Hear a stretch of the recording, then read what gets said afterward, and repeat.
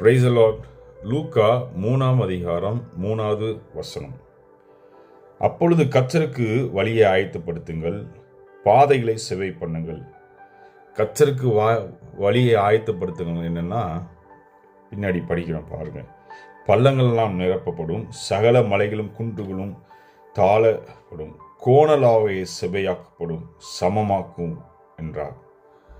நம்முடைய வாழ்க்கையை குறித்து ஆண்டவர் இது சொல்றாரு. மாம்சமான யாவருக்கும் தேவனுடைய ரட்சிப்பு காண்பார்கள் என்று வனாந்தரத்திலே கூப்பிடுவனுடைய சத்தம் உண்டாகும் என்று இயற்கையா தீர்க்க தரிசனத்தில் எழுதியிருக்கிறோம். அவன் யோர்தான் நதி அருகான தேசமெங்கும் போய் பாவ மன்னிப்புக்கு என்ற மனந்திருவுக்கு ஏற்ற ஞானஸ்தானத்தை குறித்து பிரசங்கித்தான். மனந்திருதலுக்கு ஏற்ற ஞானஸ்தானை கொடுத்தான். இதுதான் கர்த்தருக்கு நம்ம ஆண்டவருக்கு வழியை ஆயத்த பண்ணுகிறோம்.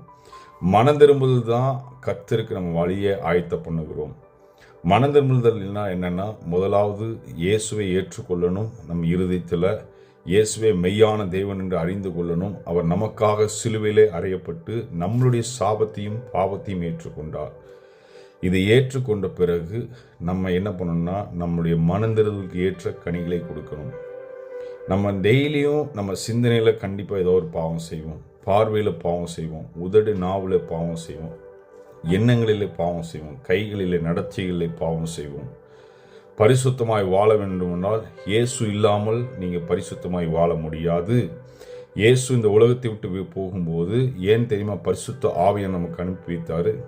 நம் சுய பலத்தினால் அந்த உலகத்திலே வாழ முடியாது என்று சொல்லிதான் தேற்றவாளனை நமக்காக அனுப்பி வைத்தார். அவர் வந்து நீதியை குறித்தும் நியாயத்தை குறித்தும் பரிசுத்தத்தை குறித்தும் நமக்கு போதித்தார். நமக்குள்ளேருந்து பொறுப்பார். நமக்குள்ள 2 மனுஷன் இருப்பாங்க. ஒன்று பிசாசு செயல்படுகிற மனுஷன் இருப்பான், ஒன்று இயேசு சொல்கிற மனுஷன் செயல்படுவான். பிசாசு பாவத்தை செய்யுன்னு சொல்லுவான். பரிசுத்த ஆவியன் நமக்குள்ள இருந்தால் அதை சுட்டரித்து நம்ம பாவத்தை செய்யாமல் நம்மளுக்கு காத்துக்கொள்வார். சரி, பரிசுத்த ஆவியை நம்ம எப்படி பெற்றுக்கொள்ளணும்னா, அனுதினமும் நீங்கள் ஜபத்தினாலும் வேத வாசிப்பினாலும் ஆராதனையினாலும் தரித்திருக்க வேண்டும். இடைவிடாமல். ஏன் ஆண்டவர் ஜெபம் என்றால்னா, நீங்கள் சோதனைக்கு உட்படாமல் விழித்திருந்து ஜெபமுங்கள். பிசாசவன் கெப்சிக்கிற சிங்கப்போல் எவனை விழுங்கலாம் என்று வகை தேடி செல்கிறான். அவன் திருடவும் கொல்லவும் அழிக்கவும் வேறு ஒன்றத்துக்கும் வரான். அவளை ஜீவன் உண்டாஇருக்கும்படி இயேசு சிலுவையிலே அறைந்து நமக்காக ஜீவனை விட்டு இன்னைக்கு மரித்து உயிர்த்தெழுந்து சதாகாலம் உயிரோடு இருக்கிறார்.